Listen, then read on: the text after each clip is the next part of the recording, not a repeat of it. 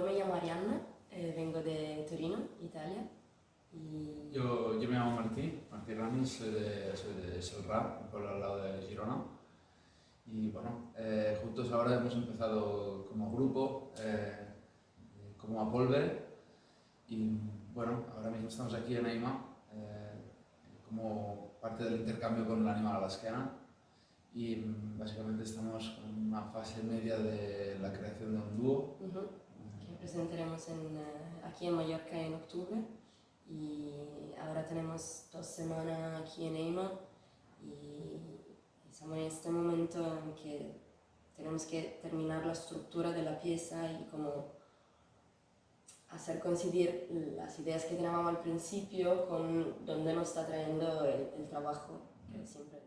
Hemos empezado a construir sobre un esbozo que presentamos en la escuela en la que estábamos, SIT, en el que tratamos un mundo así imaginario, bastante onírico.